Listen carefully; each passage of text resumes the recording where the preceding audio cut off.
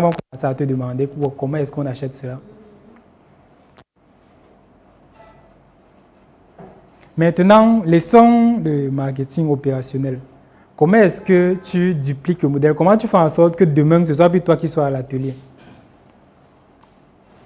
Je forme les personnes qui vont le faire à ma place. Comment? Ça ne fait pas partie de tes activités, par exemple. Tu n'as pas cité ça? Bon, moi, c'est intégrer le client à la création de son projet. Par exemple, je peux amener le client à l'atelier et ensemble, on fabrique son bijou, tu vois.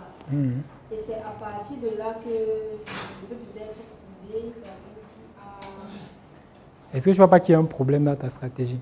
Parce que, regarde, déjà, tu as parlé des personnes qui sont sur TikTok. Ils sont sur TikTok parce qu'ils ont l'argent, mais que c'est eux qui payent leur connexion. Ça, c'est la première question qu'il faut te poser. Bon, pour ceux qui payent leur propre connexion, est-ce qu'une femme qui travaille a le temps d'aller à l'atelier pour regarder comment on fabrique son bijou? Non. Elle voit le modèle, elle commande et elle va être livrée. Là, c'est sur quoi tu dois mettre l'accent. Et si elle a l'esprit ouvert, elle deviendra ta concurrente. Si elle vient à l'atelier. Si elle vient à l'atelier, Oui. lui à mesure deviendra ta concurrente. C'est vrai que tu veux que ton atelier est même petit. On va mettre les moyens pour... Sera ta concurrente.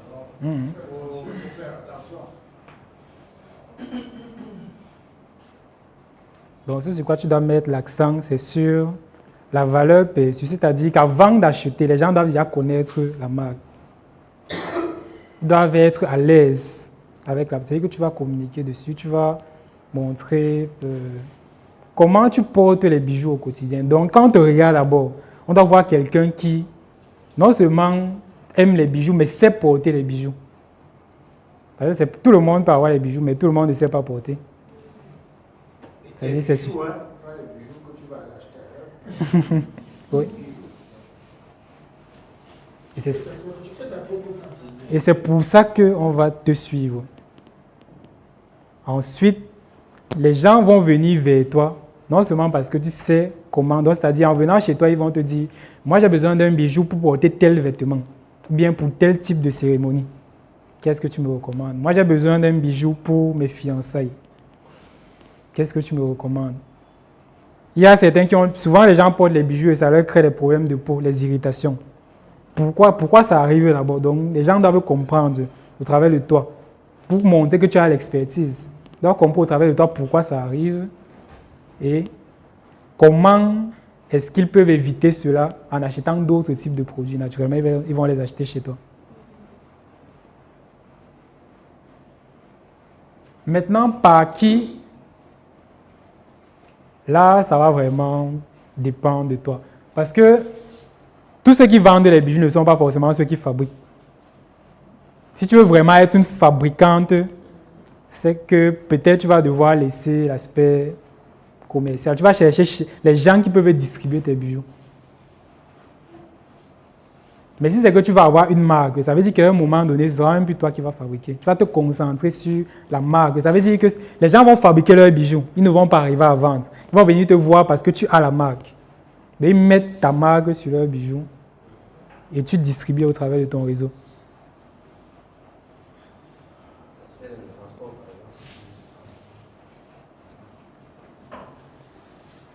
Dans un premier temps, pour récolter les données sur les clients, tu pourras même te proposer comme... Tu pourras livrer ou bien faire livrer.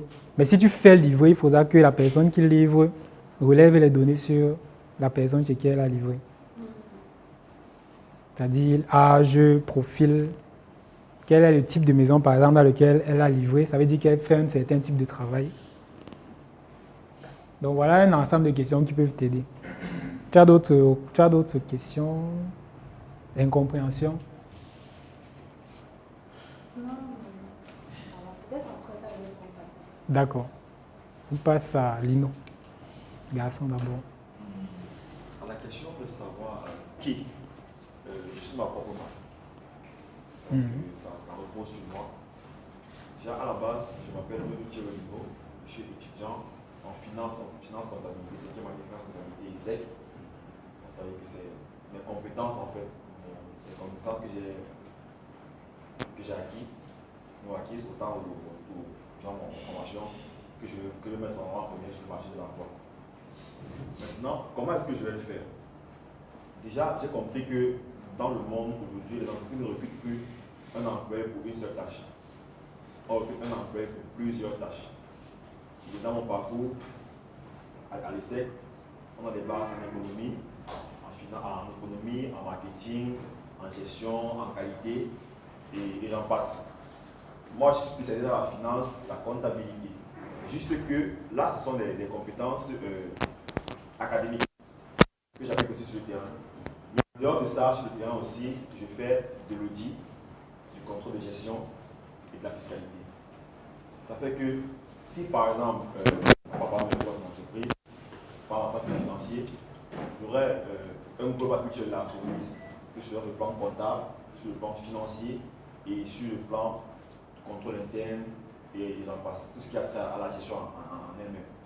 Ça, c'est un très très gros avantage. C'est comment est-ce que je me distingue des employés. Parce que généralement, les gens, ou du moins les promotionnels en général, ils sont focus sur la finance, la comptabilité qu'on fait à l'école.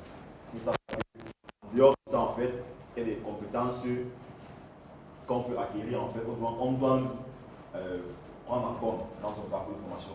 Donc, il ne faut pas que tu sois figé sur un seul secteur d'activité, sur un contexte. Dans ce contexte, la spécialisation de la société, c'est trop dangereux. Parce qu'il peut arriver que tu finisses là, tu dis, ok, dans le même pas de la finance. Dans notre contexte, en fait, c'est et les fonds de spéculation. Il y en a très peu qui recrutent les financiers dans ce contexte. Ok, si tu sors maintenant, si on ne te recrute pas, si on ne te recrute pas, ou peu importe, tu vas passer 5 ans à l'essai, tu vas chômer, il y a problème. Là, il y a problème. Maintenant, si tu as, en dehors de ça, tu as des bases en fiscalité, où ils vont t'apprendre à faire la fiscalité, le contrôle interne, le contrôle de gestion, tu as fait de l'audit, ça fait que tu as tout un éventail de ce qui s'offre à toi. Tout un éventail. Là, c'est le comment. Maintenant, le parquet. En fait, le parquet, dans mon domaine d'activité, en fait, c'est de bouche à oreille. Généralement, dans le domaine de la gestion, on ne peut pas de publicité. Si un client vient, par exemple, il a un problème précis, tu parles à résoudre ton problème, tu apportes la solution à son problème. Ça fait que lui, instinctivement, quand tu vas avoir un contact, une connaissance qui a un problème similaire, par réflexe, il va penser à toi et il te recommande. Et c'est comme ça que ça fonctionne. Une fois que tu as compris comment est-ce que le système fonctionne, bah, tu t'adaptes, tu as un contexte. Et c'est un peu ce que je veux un peu passer le message à vous, mes confrères, jeunes. Dans le contexte, ce que j'ai compris, c'est que quand tu restes focus sur un seul secteur d'activité, dans le contexte en particulier, c'est trop dangereux. C'est trop dangereux. Tu es qualiticien, tu as fait 5 ans, tu sors, tu es qualiticien, mais si tu parles d'emploi en tant que qualiticien, tu fais quoi? Tu vas chômer? C'est ça, c'est ce que j'ai compris, c'est ce que j'essaie d'appliquer en fait, dans mon parcours. D'accord. C'est quoi dans 10 ans, comment est-ce que tu te vois sur le marché de l'emploi? Bah, dans 10 ans, je me vois... Du moins, dans ta carrière professionnelle, parce que ça peut ne plus être... Je me vois beaucoup plus en étant que chef d'un cabinet. Chef d'un cabinet. Cabinet de quoi? Fiscalité. Un cabinet d'expertise. D'accord.